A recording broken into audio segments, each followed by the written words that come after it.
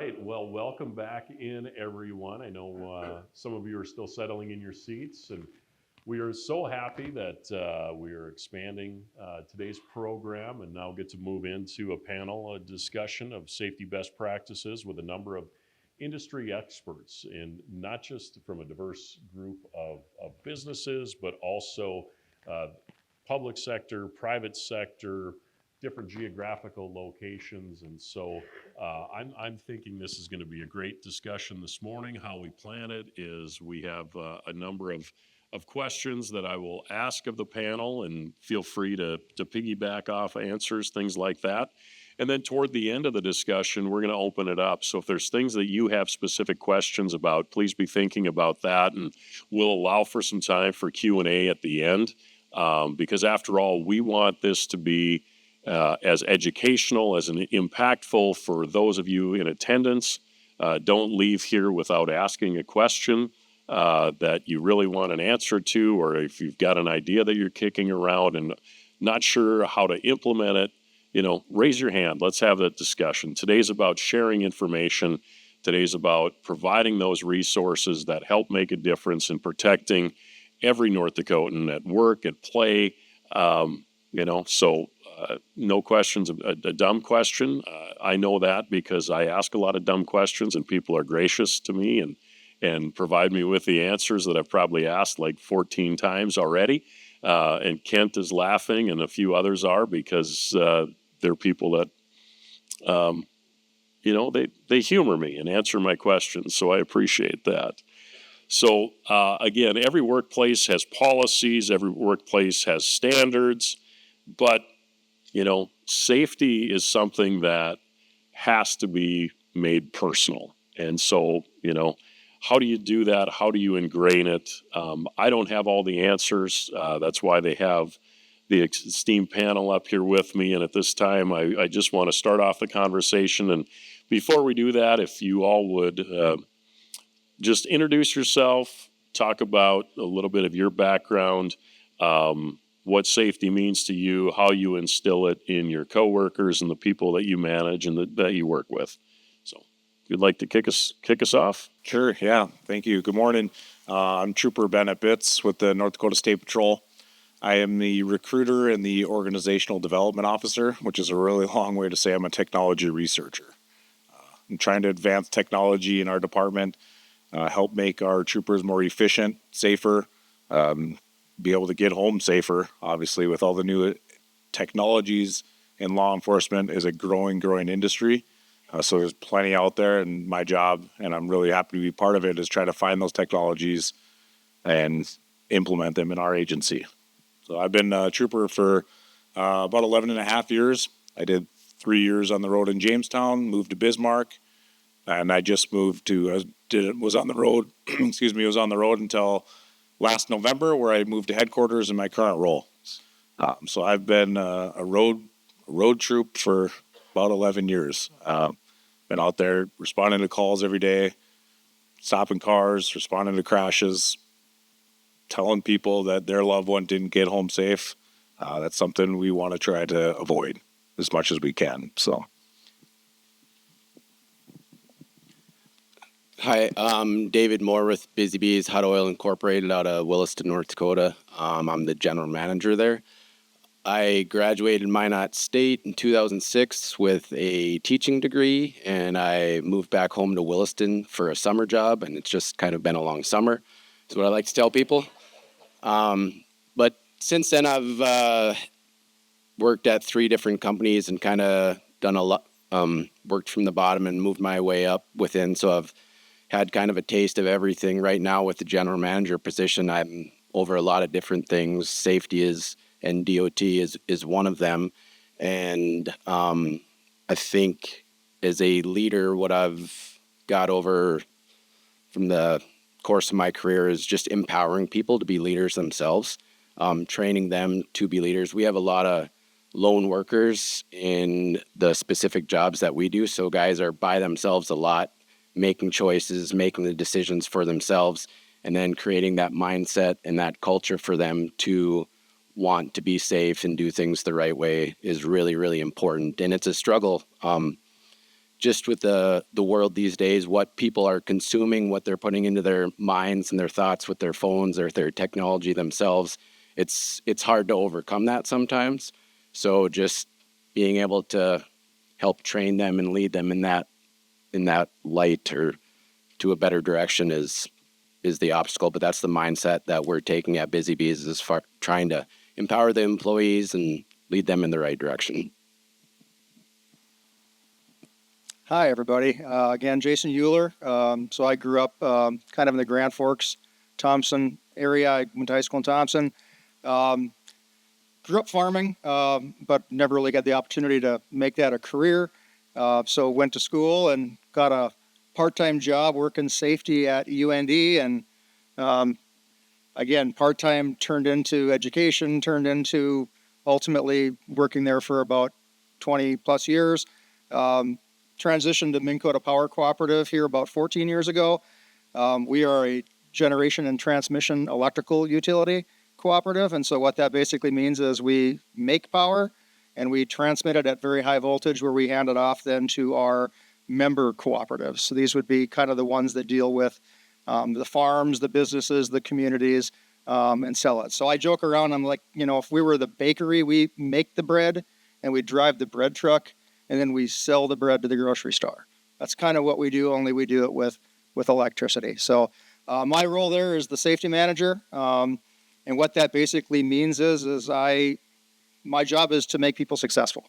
No matter what their role is at the company, to give them the tools, the resources, to be a resource, to empower them, maybe answer questions, to help explain the why, but basically give them what they need to get their job done safely and get home safe at the end of the day. That's really what my role is. Well, thank you all for being here, and we really appreciate your willingness to be part of this discussion. And I think, as you can tell, we have a diverse group with us, but every business, every occupation does have, its own level of unpredictability, high-risk environments. And so, when you look at your areas, is there something that you can discuss as maybe that you saw as an emerging risk, and whether it was newer or less understood? How do you address that? How do you adapt safety practices in response to changing environments or technologies? David, you talked about that. I mean, people being distracted behind the wheel. What are some things that you're finding successful in mitigating risks, specific to the areas that you're responsible for? For the oil and gas industry, I think something that is a strength of ours is being willing to accept change and see what's new and be willing to try different things and see what you learn from that is important. I'm here probably specifically because we rolled the dice on a technology grant and we got it. And the fruits from that were a lot more than what we expected.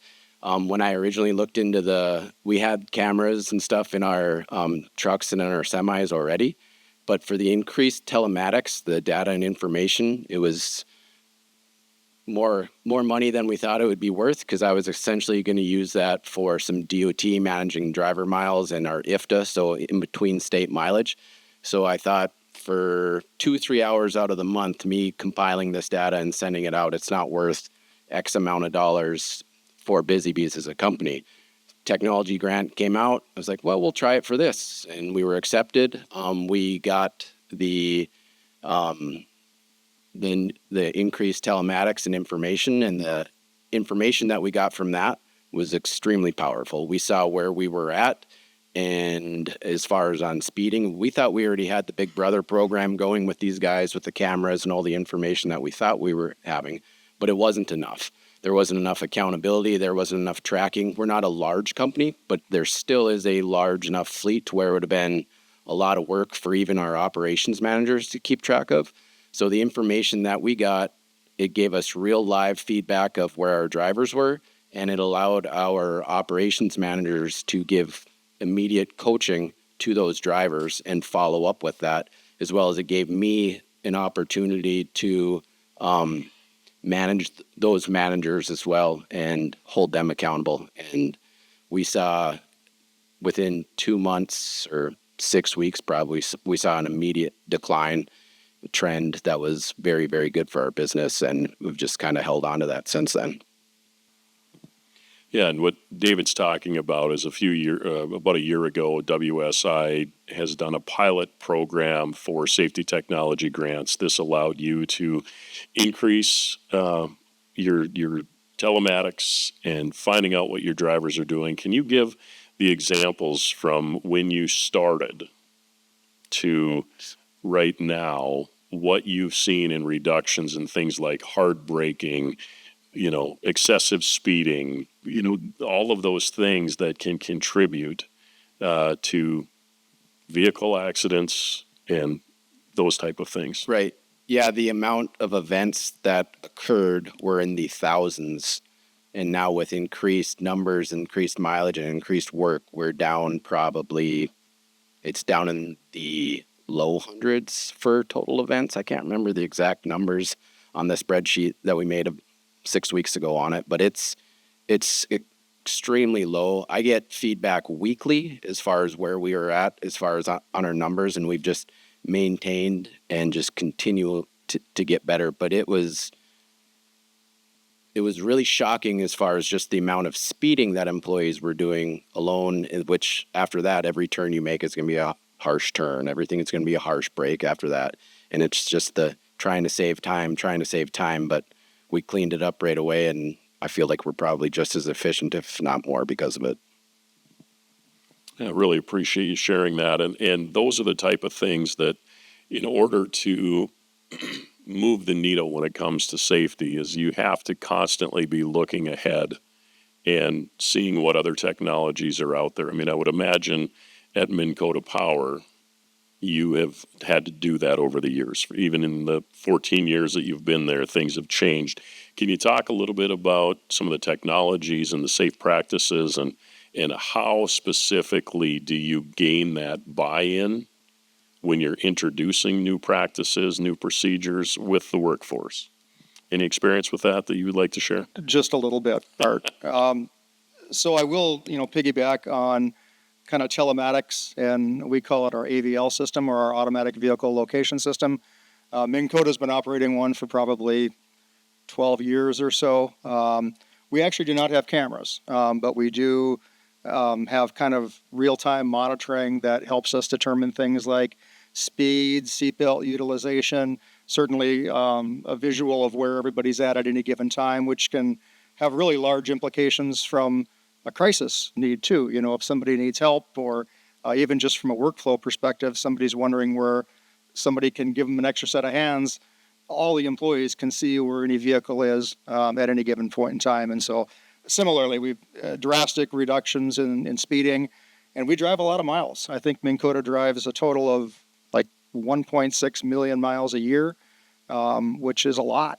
And if you think about, a lot of those miles are driven in larger, odd vehicles when the weather's not so good and our people are responding for outages and down power lines and things like that. So I'm proud to say that with some of that, and with a lot of the training, we've partnered with the Safety Council to offer defensive driving for all of our employees as well. We're a few years in the running, and we haven't had a single motor vehicle crash, recordable crash. So great streak. I don't want to curse it by mentioning it, but one of the things we're working on right now, which also will probably have a technology solution, but more than anything, it's really just about the conversation, is lone worker. And I think you mentioned that a little bit ago. We have a fair amount of employees that also kind of work by themselves. And whether that's, one of our communication technicians out working on our communications system, whether that's one of our area line workers, or whether it's somebody from our right-of-way legal department going out to meet a landowner. There are certain things that, you're vulnerable when you're alone, when you don't have that buddy with you or somebody to watch out for. So certainly one of the things that's going to start is we're wrapping up some training targeted specifically kind of to that risk. Again, that risk could be other human beings. That risk could be wild animals in some of the areas that we go to. Medical issues, if you have a problem medically when you're out somewhere by yourself. So we're kind of collating all of that information right now, partnering with one of my sidekicks at Minn Kota to really put together an in-depth training program to really get to the why.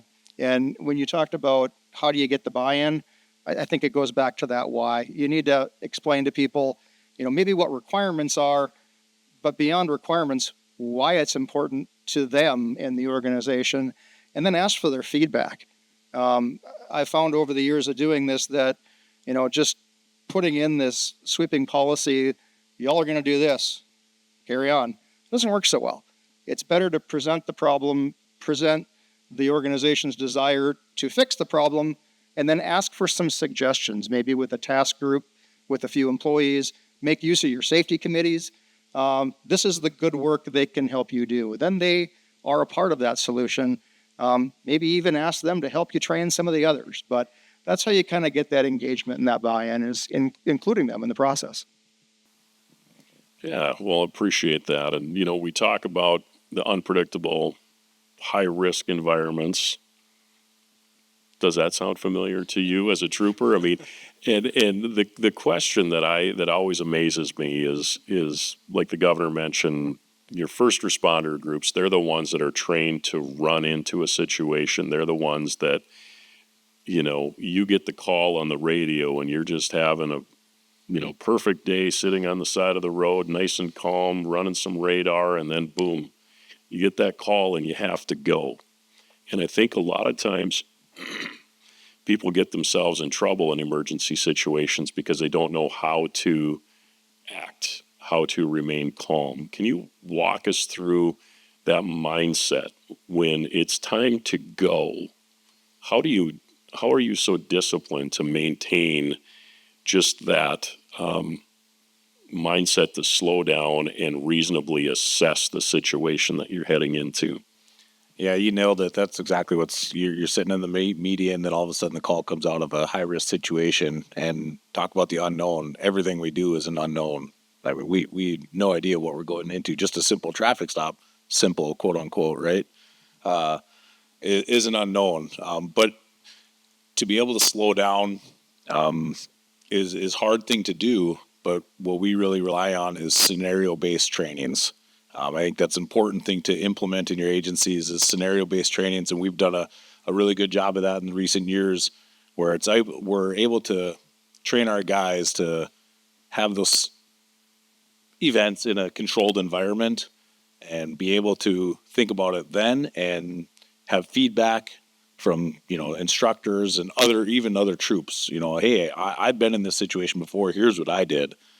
So it's nice to have that in a controlled environment. So then when you're in that real life scenario, you're able to just rely. It's kind of comes second nature to your training, and not just a one-time training. You got to have repetitiveness. You have to be able to repeat it. The more you repeat a task, the more it's just going to come second nature. I appreciate that, and it's so often, when we see claims information come in, or we do accident investigations, people will say, "Well, I just didn't think." How do you get people in the mindset to slow down and just think? And I think that scenario-based training, and I think every industry can host something like that and walk through, because the old saying, "Practice makes perfect," and trying to get that mindset shift. And you all can probably attest to that as well, that, well, I just didn't think. In my world, prior to this position, I was in construction, and I heard that all the time. Well, I thought it was only going to take 2 minutes. I thought I could do it this way. I mean, shortcuts, not having the right training, taking your minds off things, lead to big accidents, or can contribute to it. And so communication and training can make or break safety. How do you ensure that the message is being conveyed and that it's being received? Any tricks of the trade on knowing how? I mean, we can sit here and talk about this all morning long. You can host trainings, but how do you know when your fellow employees, coworkers get it and they've heard that message? Any ways to help get the message across that you found to be more effective? I think just keeping up on the accountability measures with them, but like you said, there's so many unknowns and different things. And I know you were talking earlier about unknowns on how can you put a value to it. But I think as you go through and have different experiences, you kind of develop a faith, right? You develop a faith in your trainings that you're going to be able to go into whatever situation that you're driving to. There's a lot of unknowns, but you've trained for it. So you have a faith backing with that. With the telematics stuff that we got as far as lowering our speeds and driving better, I faithfully know that we're saving money by having that increased telematics. It's not just, this is the amount of tangible hours that I have. I think that when you align yourself with certain things like that, like you faithfully knew that you're doing these trainings for work when you're going to go to an emergency. So you're buying into that training, you're selling it. And then as an employer or a leader, when you're leading people through different scenarios like that, or when you're training them at the shop and at the meetings, when you can get that buy-in to where they're going to be like, oh yeah, this really does make sense. This is a real scenario. This, maybe I can't see it right this minute because I'm not learning how to do this fire extinguisher with a real fire in front of me, but I know that that's something real. All well said, and I would just add that, we try to use examples, maybe from peers. We're not the only generation and transmission utility in the nation, and so there are some organizations that we are a part of where we do a lot of sharing of incidents, of programs, of procedures to try to learn from one another. I mean, heck, that's kind of what we're doing today. So I think, again, reaching out to your peers, whether it's your local safety organizations. I know there's certainly one in the Bismarck-Mandan area. We have one in the Grand Forks area. There's one in the Fargo area, kind of throughout the state. And then you also have, of course, your resources like the Safety Council and WSI. But that sharing is really huge. And I like to just use a lot of scenarios that we get, even if they're not our own, because when a bad thing happens, no matter where it is, I think we owe it to the people that had the bad thing happen to learn from it. And if maybe we can use that to prevent something in the future, that's something everybody tends to understand and get. Another lesson that I like to really relate to people is that we don't do it to scare them. We can't be present to warn them of every hazard they're ever going to face. So at some point, we hope our employees mature enough that they recognize hazards themselves through hazard recognition training and what have you. But again, I go back to the example of most of us have flown commercial, right? We're excited. We're going on vacation. We sit down on the aircraft, and the first thing they teach us is, okay, this is your seatbelt. Okay. Oh, and if we have a landing in the water, what? You've got a flotation cushion. And then there's the oxygen mask. That's a warm fuzzy on the way to Disneyland, right? They're not doing it to scare you, right? They're doing it because if you didn't know that stuff, now we all know that, right? And if you're ever in that situation, you've at least thought of it before. You can use that same principle to many of the major hazards that we have in our workplaces, in our homes for that matter. And when you get people thinking that way, that again, it's not to be paranoid and not live your life. It's just to understand some of the basic things that if this ever happens, I guess this is what I need to know. This floats, right? So I like to use those types of examples as well, and I find they really kind of hit home. So it's interesting. I mean, you look at North Dakota's workforce, and it's very diverse. And so you have, and I'm sure within your own entities, you have new hires that are fresh out of trade school, out of college, maybe just out of the, CDL school. And then you have the people that are, I've been doing it this way for 40 years, and this is how I know how to do it, and I'm not going to change.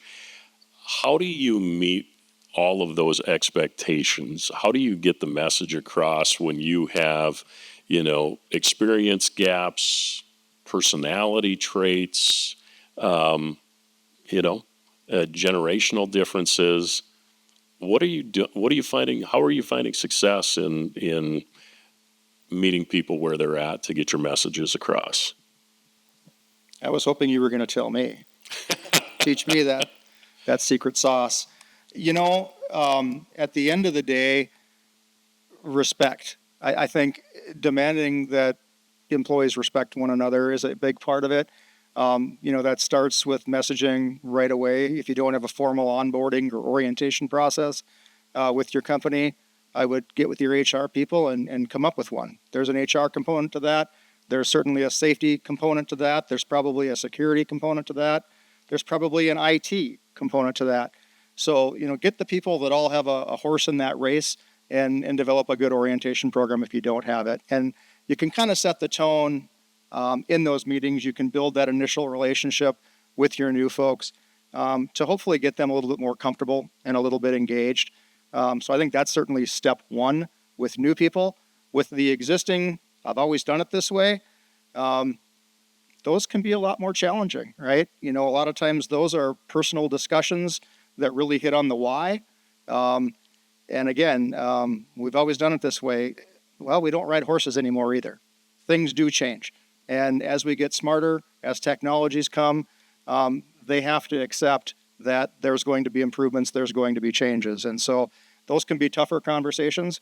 I think in general, I've been really impressed with a lot of the young folks coming in to our organization. We have a lot right now. They're far more open-minded.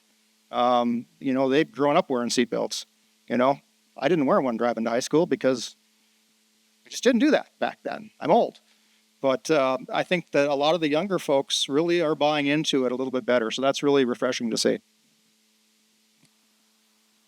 Yeah, it's a big challenge, especially in our industry. New employees, 21 years old to a 20-year veteran, there's some huge differences there. But I think it can be really good where the old guy can learn from the new guy, the new upcoming technologies, the new way of doing things instead of just staying stuck in their old ways. Where maybe, and this is a big challenge of maybe the new guy points out a safety hazard to the old guy. And it's going to be hard for that older veteran troop to listen, but maybe it's necessary. And on the flip side, maybe the old guy is help coaching the young rookie on the bigger picture. Because what do we like to do when we're 21? You're a new troop. What do you want to do? I want to drive fast, right? So when I became a trooper, right, I want to drive fast. Well, do we really need to? Internally, do we really need to drive 140 miles an hour to something that doesn't really need it? That's where the learning curve then from maybe it's a training aspect from the older guy, the older veteran, or just kind of maybe a little knock on the, hey, knucklehead, like you need to get there. Now, if you don't get there, it's one thing. I also teach crash investigation, and I teach Alive at 25 for the Safety Council as well. It's one thing we always preach, though, when we're responding to crashes and we're teaching new employees. If we don't get to that crash, now we're creating a second situation. Now we're taking resources away from maybe an 8-year-old kid or something like that that's in a crash. We don't want to be part of the problem, right? We want to be part of the solution. So there's the bigger picture there of why do you not need to drive at an unreasonable speed and stuff like that. So it goes both ways where that older employee can help coach the young, and the young can try to coach that older employee. I think, excellent examples. And Jason, I'm part of that generation that grew up where the seatbelt when I was a kid was my dad's forearm. Anytime he had a hard break was, how many here had that, right? And I have teenage drivers now, and just that generational change. When I watch my kids pull out of the driveway, they buckle up because that's all they've known from when they were little was car seats, then boosters, then seat belts. And if we can get people in those good habits early on, hopefully they can change the hearts and minds of some of the old timers, right? Kind of shifting gears, because we have a variety of jobs and industries represented here. What is one thing, and David, we'll start with you.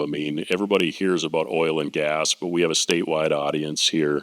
Not everybody lives in Williston or Watford or Tioga and really understands that industry. So is there a misperception or a misunderstanding of your specific business that you wish the general public would know? You're hauling heavy loads. They're around tractor trailers. I'm, a tourist going out to see the Badlands, and I'm driving by your trucks. I mean, what would you like people to know to not only keep your drivers safe, but to keep them safe? It's a tough one. I think our industry does get kind of labeled differently, and I think I'll just piggyback off your last question.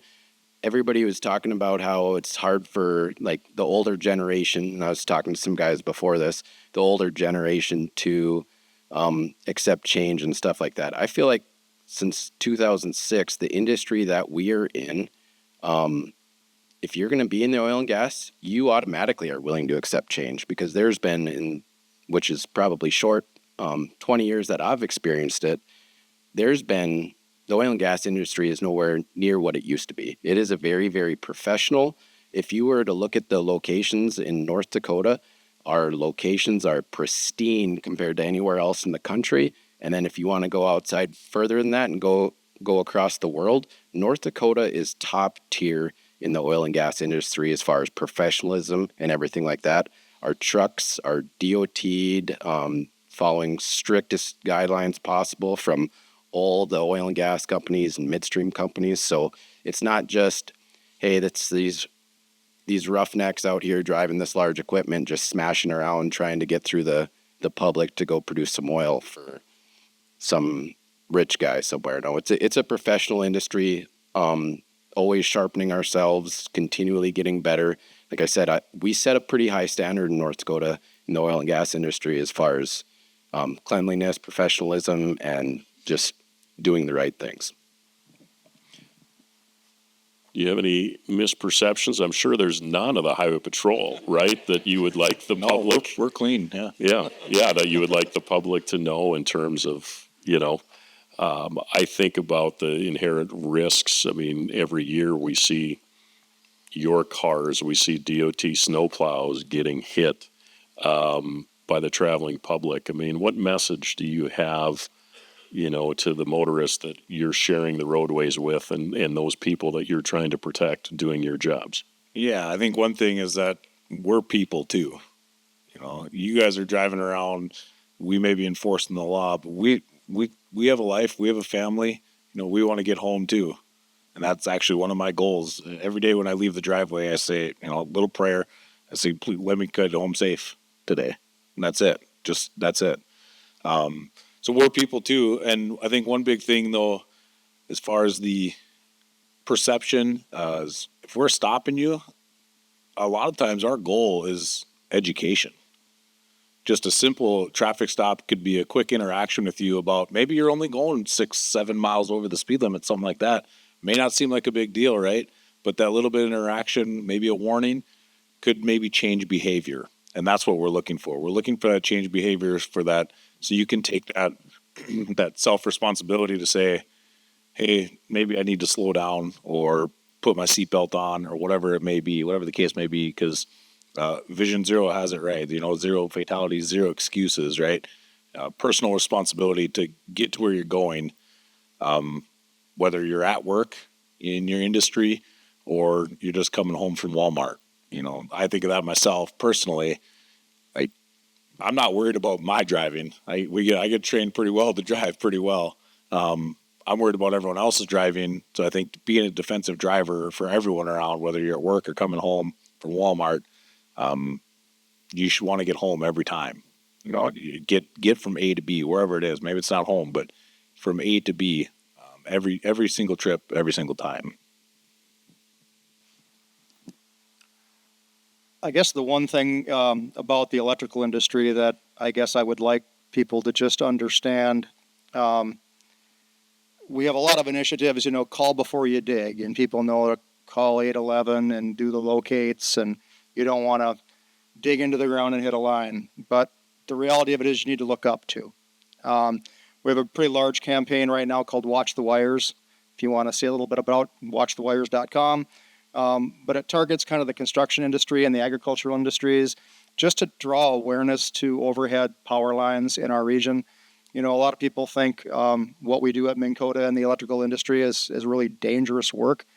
I don't say that it's dangerous work. I say it's unforgiving work, right? If you do things wrong, if you don't maintain the required clearances from lines, that's when problems can occur. And so, despite awareness, TV, radio ads, this campaign, in the last 5 years, we've seen probably a 25% increase in the number of line contacts. And there's a lot of reasons for that. Agriculture is getting bigger all the time, right? I remember back when I used to farm, I think we had a sprayer that we bought that was like 75 feet it covered, and whew, it was a big one. And it had foam markers, and we thought that was pretty cool. Now, modern farmers are like, a foam what? They don't even know what I'm talking about, because everything is precision farming, GPS. And it's amazing. It's super efficient. They use less chemical, less fuel. But if they don't take the time to program in the power lines and the power poles on that particular quarter of land or section of land, the auto steer in their tractor drives right through them. And so we've seen that happen multiple times. And so again, it all goes back to planning, making sure that they're doing hazard assessments on their fields or their construction sites, and remembering to look up, because there's a lot of hazards up there. And when you have an interaction with a power line, you don't always get a second chance. So in addition to increasing awareness, we also do a lot of education about what to do if you ever tangle with one. So just kind of how to survive it. But watchthewires.com would be a resource that everybody could go to learn a little about that. All right. Well, I could sit and continue to ask you questions, but I know we've got a number of people in the audience here, and I warned you that this was coming. So are there questions from the audience that you would like to pose to the panelists, or if there's a specific question? And then certainly, too, if you're, don't want to ask in front of everybody, I know these three gentlemen will be around after this discussion if you want to have a private conversation as well. But anybody care to kick us off with an audience question? Don't everybody speak at once. That your teenage daughters who are just starting to bride, you think I could bring home to them with your festive? All right. So for those of you online, the question was about teenage drivers to the trooper here. What is your best tip for teenage drivers and keeping them safe? Keep them home. No, I'm just kidding. If they haven't already, I would recommend a defensive driving class through the Safety Council or through DOT's got options on their website, or the Alive at 25 class. It is a 4-hour class. However, there's a ton of great information in there. So if you can get them to enroll in that, I highly suggest that. My 15-year-old just started driving, and I made him take that through driver's ed. But that's one thing I would recommend. I will piggyback. I have two daughters. They are now 20 and 17, so a little bit ahead of you. I'll first off say I'm sorry. No, they poor them. They got to have a safety director dad, so I was probably pretty hard on them about the little things, the seat belts. Despite that, the younger ones still managed to get a few tickets. But it's a really hard thing, and I think having a lot of time with them, even personally in the car, that period when they have their permit is really critical. And remember, as a parent, it's monkey see, monkey do. So you need to look at yourself and your own driving behaviors an awful lot. If you're speeding and you're doing things, they're going to do what they're taught. So you need to be a good role model, a good example, but you also need to really hold them accountable. I found that there's Life 360, Find My iPhone, all those types of apps are pretty useful too. And also some of the insurance companies can have that little device put in the car to get a cheaper premium. That's another really good way to keep them watchdogged. One more quick thing there. I would also suggest that really emphasize to them to limit distractions in the vehicle. You think of distraction, everyone thinks of a cell phone, right? Anything can be a distraction. I mean, a simple water bottle. You drop the water bottle on the floorboard, you're reaching over, you are not staying in your lane, I promise you. Not only that, teen drivers, what do they want to do? They want to get 3 of their friends in their car and drive around. So I'd buy a Chevy El Camino, so then there's only one passenger in the car. But seriously, I'd really emphasize the passengers in the vehicle, because passengers are a huge distraction for teen drivers. What else do you have from the audience? We've got time for maybe one or two more. Oh, right here. Oh, I work for a small extension company, so more extensive technology is not an option for us. but we do have a lot of little accidents and things like that happen. What is the best way to get the buy-in when, I mean, obviously getting them involved, but a lot of times they look at me like, God, you're not, I'm still, so what's a good way to counter that because I do want to. Sure. So the question is from a smaller firm that doesn't have maybe some of the resources and gaining the buy-in from people who are in the field when they're being told, safety rules and regulations from somebody that most likely is in an office, right? So how do you bridge that gap? Best practices, thoughts to help out in that area? I would specifically try to find the leaders basically within this peer group or whoever's out in the field and just try to go top down. Like you said, monkey see, monkey do. If you can get buy-in from the leaders, the rest will trickle down. Those are the ones also that are training the new employees and the new hires. So if it's just standardized for them, the new guys coming up, that's the way it'll just be for them moving forward. I would mirror that. You probably already have some basic safety manuals, some basic procedures based on OSHA regs. I would also work up kind of some sort of a worksite observation, job site form where you get out of the office and you get out there. And you may not be a complete and total expert right away, but ask one of them to go with you. And at the end of the day, there are certain things we all have to do. And the good thing about a lot of the regs is there's sometimes different ways to achieve it. And so I think engaging them in some of those solutions is really going to help with the buy-in. If you don't have a little safety committee, I develop one of those as well.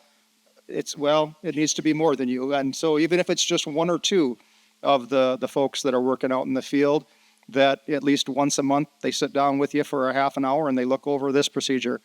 But, if that can come from the top, that they're being asked to do that based on their years of expertise or their position, I think that goes a long way because then that really shows that, your owner, your top administrator has really assigned them that role to help you and be a part of the solution. Now, sometimes that's hard right away. Donuts help for some of those safety meetings. But what I have found is sometimes your biggest opponent, if you can get them understanding the why, that, hey, this is going to happen one way or the other, we're asking for your input, sometimes the biggest opponent can become your biggest advocate once you flip them. So it's a little hard, but it's worth the work. Just one quick, I'll dive in here just a second on this one. We obviously have a leadership structure, and sometimes our field guys don't want to an email from the colonel who's sitting behind the desk, something like that. If you can get somebody in the field to help you get that buy-in, like maybe even run it through them, the other ones, maybe they don't even know that you're actually pulling the strings. But if they can hear it from a peer on the same ground level, it might go a little smoother that way too. That's what we'll do some of that in the field. Maybe an idea comes from a trooper in Fargo instead of a supervisor in a leadership role. It goes a long way. All right. Any more from the audience? We've got time for one more. Yes. Okay, stand.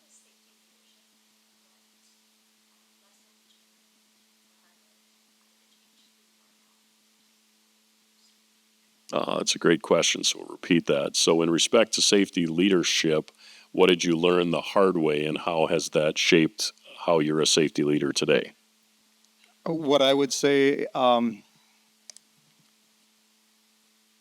it's good to be proud and take pride in your work, but there's no place for arrogance. And so at the end of the day, it's really about kindness, and it's really, look up.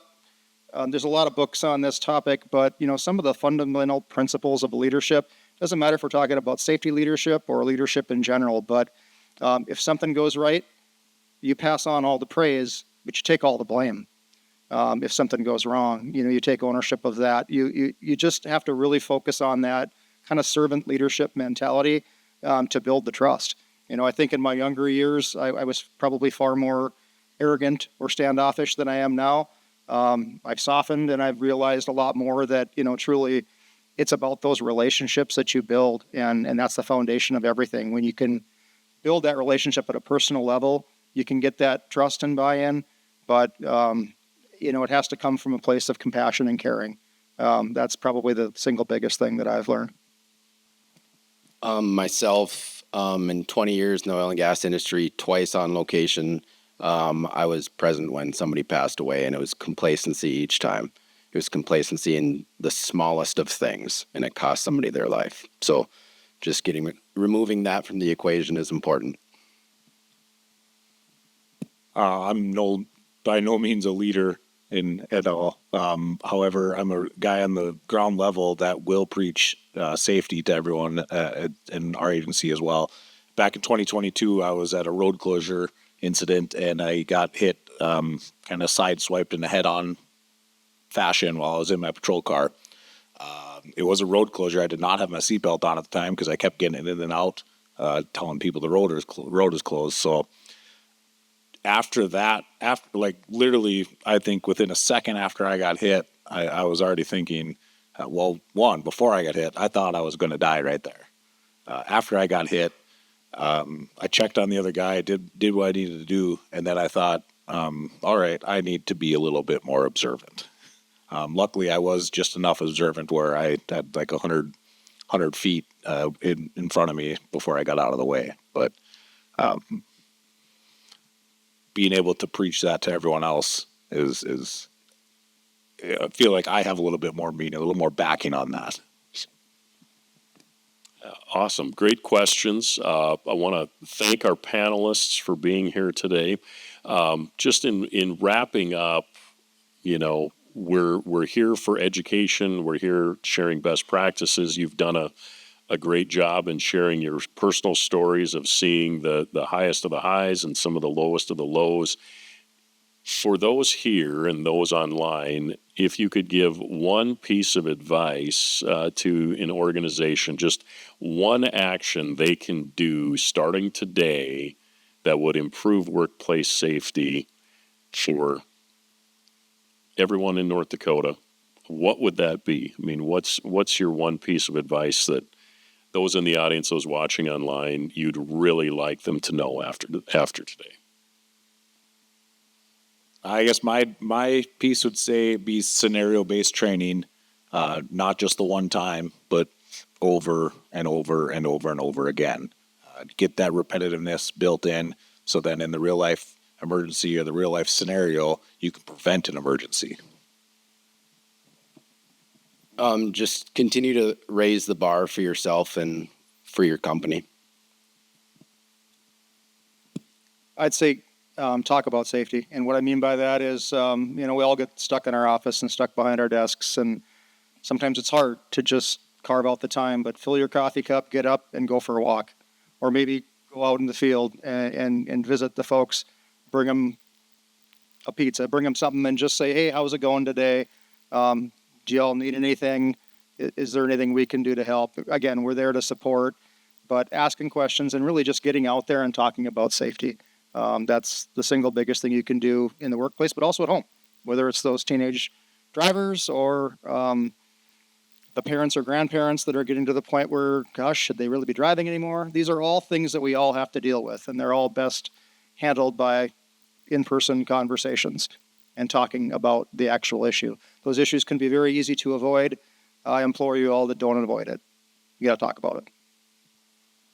Well, great. And Jason, David, Trooper Bitts, thank you for being here today. Thank you for being partners with us. Thank you for sharing, your resources, what's worked, what can work, and giving our audience a lot to think about and a lot that they can act on today. So that will conclude our panel discussion. We want to thank everybody for being here. Those of you in person, again, those of you online, thank you for spending the morning with us. Thank you for being here. And again, get home safe.